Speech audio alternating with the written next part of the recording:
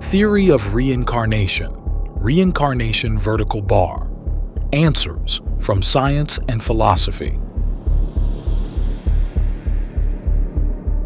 Reincarnation.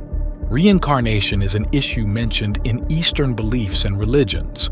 In particular, reincarnation is mentioned as a key issue in Buddhism. If speaking correctly, Buddhism examines samsara and rebirth in order to see as it really is that suffering arises from the cycle of rebirth and to end suffering due to the cessation of samsara and rebirth.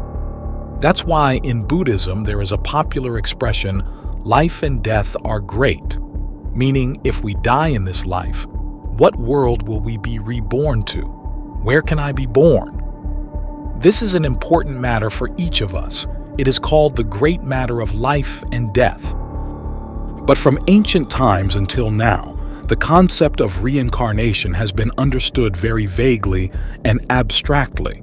Vague, abstract in that it is what is reborn, what is transferred from this dead person to a living person in the next life.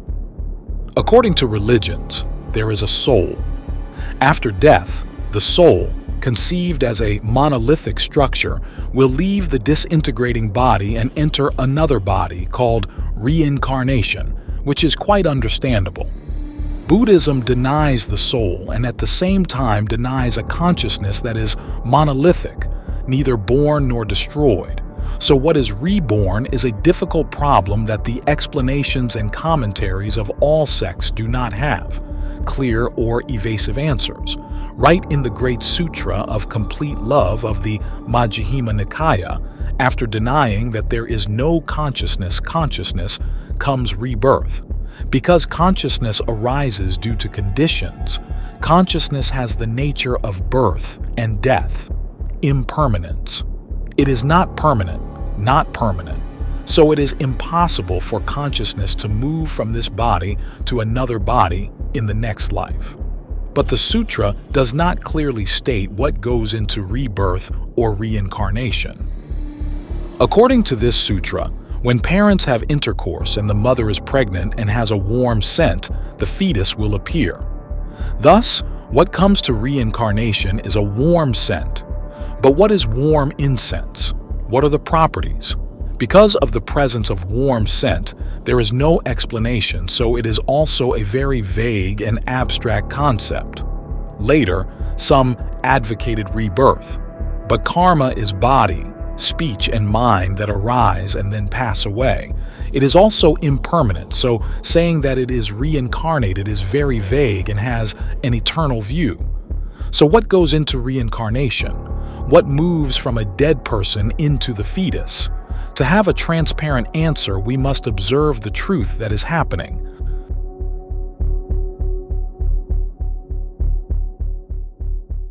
Part 1. Name and Form. Humans and animals consist of two parts, the physical part called form and the mental part called name. For humans, name and form are further divided into 5 groups: form, sensation, perception, mental formations, and consciousness, which in Sino-Vietnamese are called the 5 aggregates. Sensation aggregate. The form includes 6 bases, or senses: eye, ear, nose, tongue, body, mind. Name includes sensation, perception, mental formations, consciousness. Specifically, the sensation group is 6 feelings arising from the contact of the 6 bases with 6 external phenomena, objects, phenomena. These are the objects of reality. Perception aggregate. The perception group includes 6 consciousnesses directly aware of the senses arising from the contact of the 6 bases with 6 external phenomena, including eye consciousness, ear consciousness, nose consciousness, tongue consciousness, body consciousness, mind consciousness. The perception group has the function of recognizing or recording the 6 objects of reality, that is, the 6 sensations. Mental formations aggregate. The mental formations group includes many mental activities such as mindfulness, thinking, desire, greed, concentration, diligence, speech, actions, suffering, joy, etc., comprising 51 mental activities according to the Yogacara school. Consciousness, aggregate. The consciousness group is the knowing mind, understanding what the object is, its nature. The nature of the mental formations and consciousness groups arises depending on the information storehouse that has been learned, accumulated, experienced from the past. Ignorance and wisdom. In this information storehouse, information stored includes knowledge learned, experiences, practices, personality traits, talents, desires, tendencies of each person. This includes misunderstandings of truth, called ignorance, accurate understandings of truth, called wisdom, and the clinging thoughts of "this is mine," "this is me." When the mental process arises, mindfulness and thinking in the mental formations aggregate will search, activate the information in the storehouse, and use this information to generate conscious awareness, consciousness aggregate. Conscious awareness knows about the objects, their nature, and due to conscious awareness, attitudes towards the objects arise. Due to such attitudes, speech and actions towards the objects arise. Due to speech and actions, the result is suffering or joy. The information stored in the storehouse decides understanding, consciousness. Therefore, it determines the way of life for each species, each individual. Dharma objects information. This information differs from individual to individual, being the main factor to distinguish the consciousness of one species from another, one person from another, the mundane and the sacred. This amount of information is the Dharma objects information, the object of the mind mentioned in form, sound, smell, taste, touch, Dharma objects. Similar to information science also has the name, form structure of humans to create computers, also including name and form. Computers include hardware and software. The hardware is material, is form, including components, microcircuits. The software is the information. The programs installed in the memory is the spirit, is name.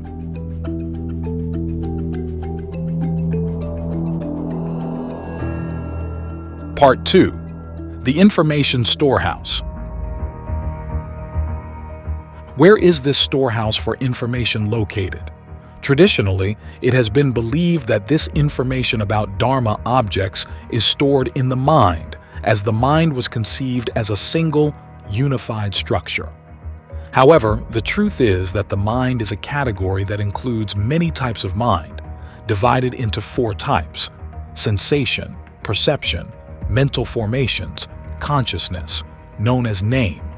It arises and ceases continuously following a path that adheres to the principles of dependent origination, impermanence, and non-self in each moment.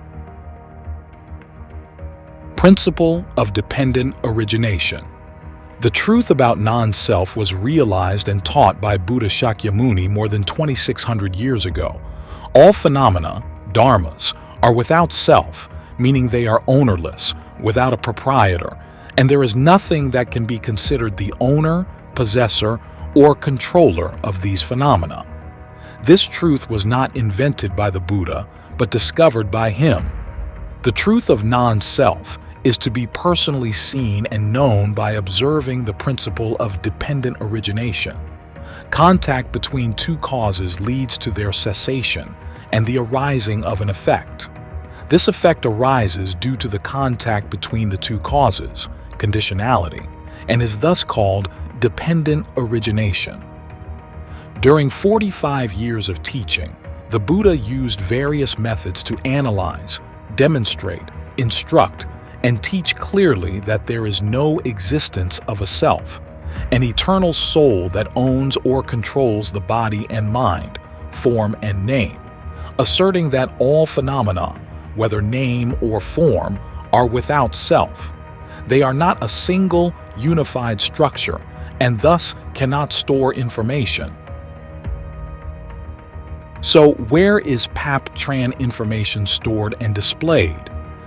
The amount of information about that mind cannot be stored in the mind because when sleeping deeply without dreams, fainting in an accident, being deeply anesthetized during surgery, if no mind is present, then what mind should be stored? Information. Information about Dharma objects can only be stored in the body, because only matter is capable of storing information. The amount of physical information can only be stored in one place, the DNA structure of cells. Science has studied genetic information very carefully. When decoding the human genetic map, science discovered that the amount of genetic information is only in about 5% of the genes, and science is currently at a loss as to what the remaining 95% of the genes contain. It is the 95% of genes that do not contain genetic information, which is where information about the mind is stored, called Dharma information, that science does not yet know. Evidence of this truth is that medical organ transplantation changes the personality of the organ recipient according to the personality of the organ donor. Previously, Jamie Sherman never thought he would play sports or eat Mexican food, but after a heart transplant, everything was different. She joined the baseball team, practiced swimming, and never missed a soccer match on television. She is fascinated by the spicy dishes of the Central American country.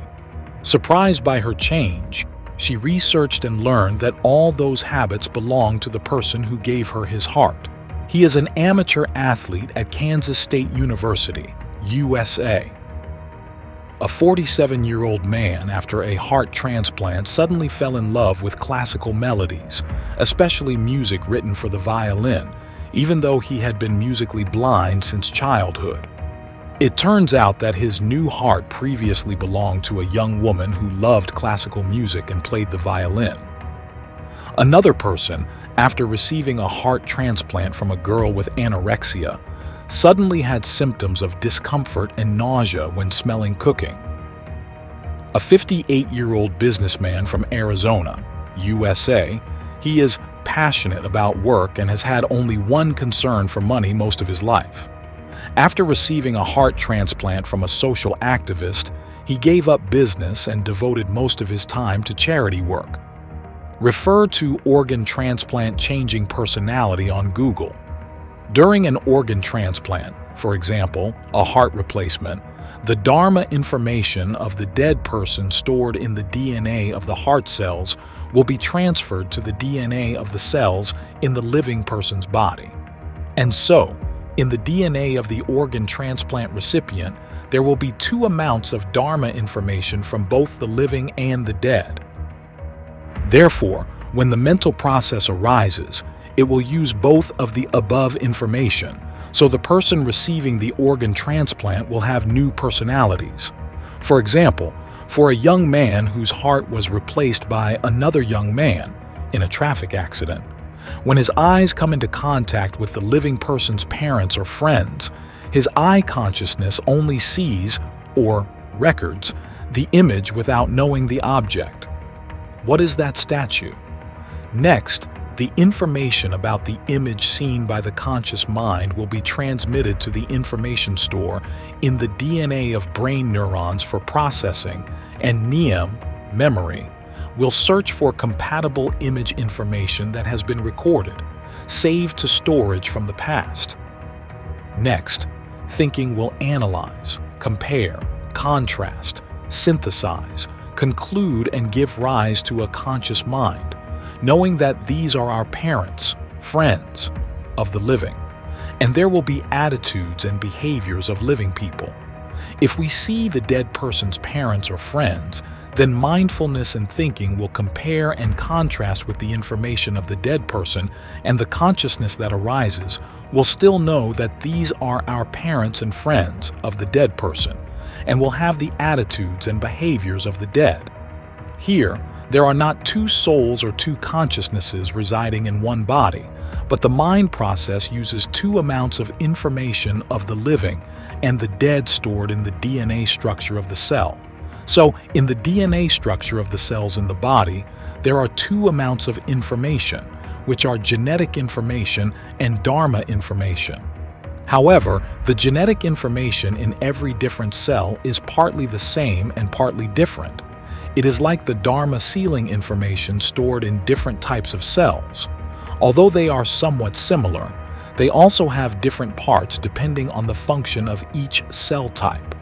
For example, the Dharma dust information in brain cells, although there are some similarities, has some information that is different from heart, liver, kidney, hand, foot cells.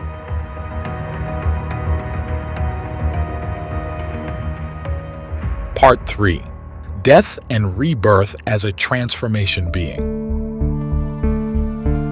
When a person dies, it is not the various physical forms nor a soul, self, or consciousness that is reborn, but rather the genetic information and the Dharma information stored within the DNA structure of the brain's nerve cells that reincarnates. As a person is dying, desires for life, clinging to existence, fear of death, and panic at the approach of death are triggered by memory, activating affectionate information, desire for life, existence, that has been trained and stored in the past. This information stimulates the information storage in DNA until the brain cells die, at which point a mutation occurs. According to quantum physics, the electrons of the brain's nerve cells, being at a high energy level, jump to a lower energy level, generating quanta. This is a special microscopic form of matter with wave-particle duality that has the ability to copy all the information, including genetic information and Dharma information in the brain cells, and release it outside.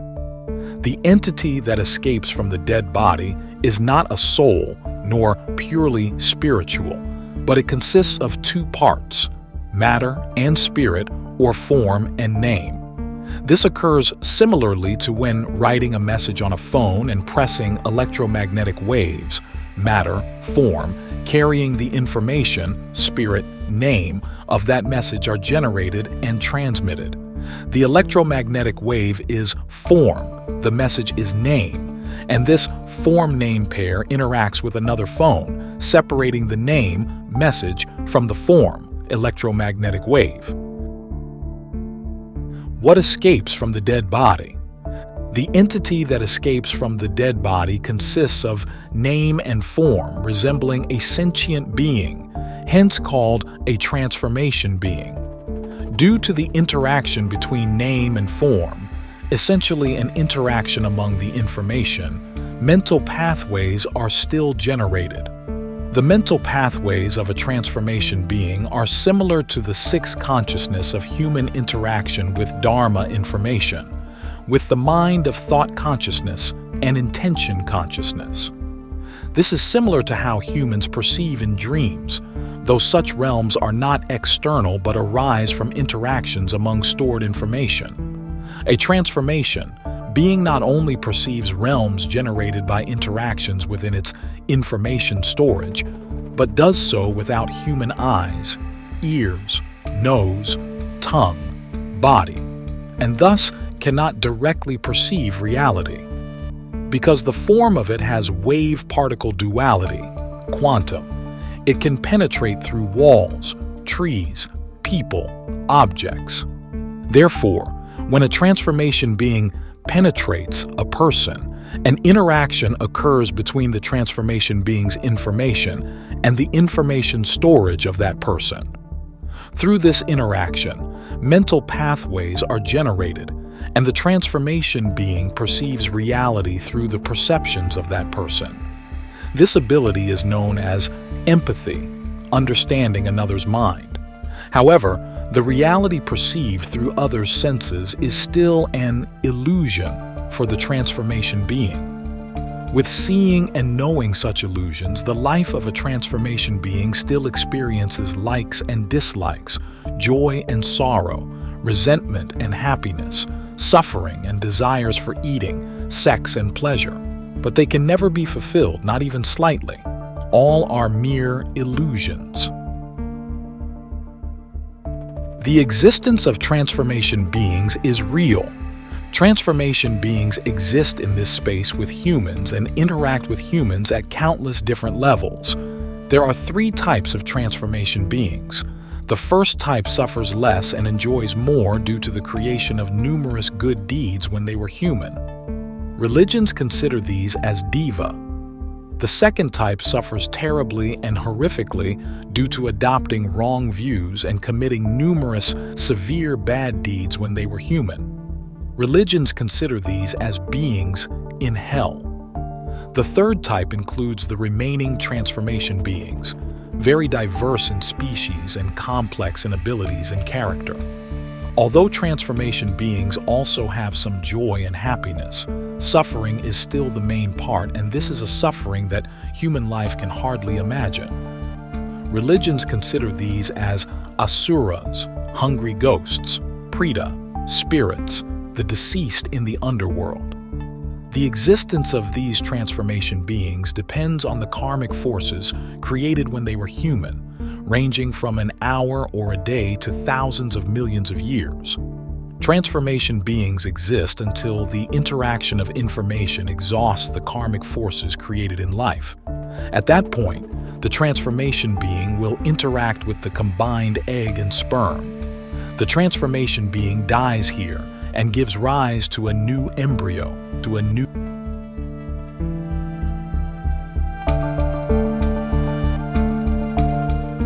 Part 4.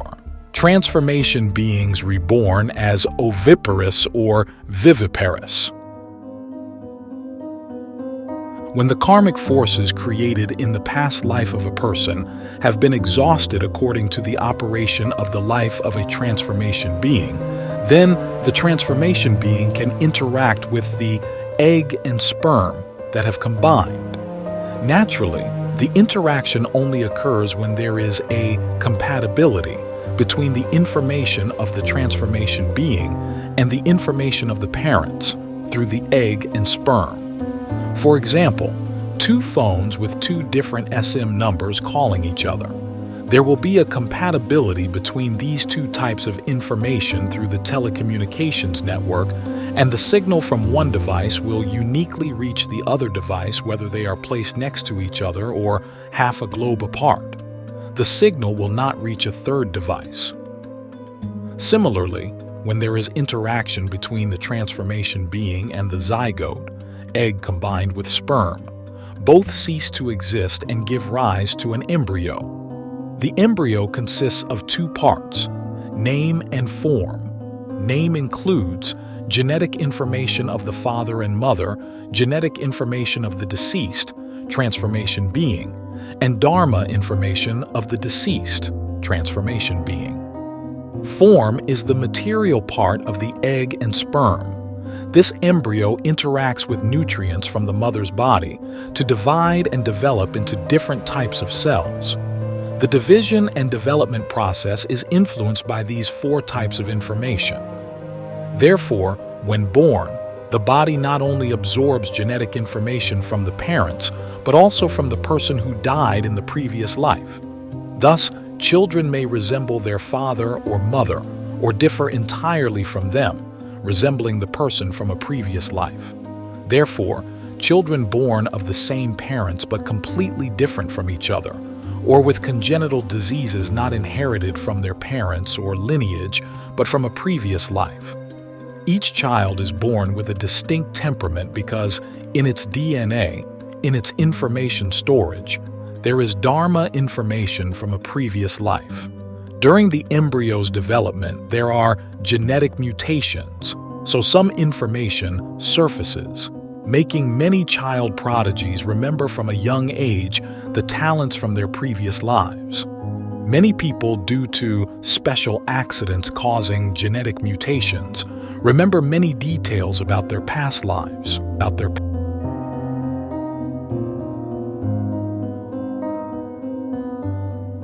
Conclusion: is reincarnation real or merely a belief? In summary, reincarnation must be understood as a sentient being comprised of name and form. When one name form ceases, it gives rise to another name form. Specifically, the name form of a human or animal ceases and generates the name form of a transformation being. The name form of a transformation being ceasing again generates the name form of a human or animal. This process continues indefinitely if ignorance and attachment persist. This is called the cycle of reincarnation. The cessation of an old name form is the cause for the emergence of a new name form. Hence, the relationship between the old and new name form is one of cause and effect. The cause ceases, the effect arises. The entity that undergoes reincarnation, transitioning from an old name form to a new one, from an old life to a new life, is not a soul, a self, or an eternal consciousness, but rather the genetic information and the Dharma information, which also interact, are born and cease, increase and decrease every moment, and are not fixed or unchanging over time. However, a type of information that is transmitted from one life to another, perpetually in the cycle of reincarnation, is the misunderstanding of reality, called ignorance, and the clinging to, "This is mine, this is me." This incorrect understanding, delusion, and ignorance give rise to attachment and non-attachment, the cause of the cycle of reincarnation, the cause of the suffering of birth, aging, sickness, death. When a person has achieved wisdom, has eradicated the information of ignorance, the information of me and mine, in the information storage in the DNA of the cells, then when this name form ceases, no other name form arises anymore. This is the end of the cycle of reincarnation, the attainment of nirvana without remainder, the supreme peace free from all suffering, the state of cessation. So, is reincarnation a reality or merely a belief of religions, including Buddhism? Reincarnation is a truth and a reality that occurs in everyday life, but only a few witness this truth. Naturally, those individuals affirm reincarnation as a real event. The majority, not witnessing it and learning about it through scriptures, legends, and abstract explanations, or from a materialist viewpoint, deny this reality. Today, many scientists, despite holding a materialist perspective, have conducted serious investigations, verifying the truth, and have documented numerous cases remembering objects, events,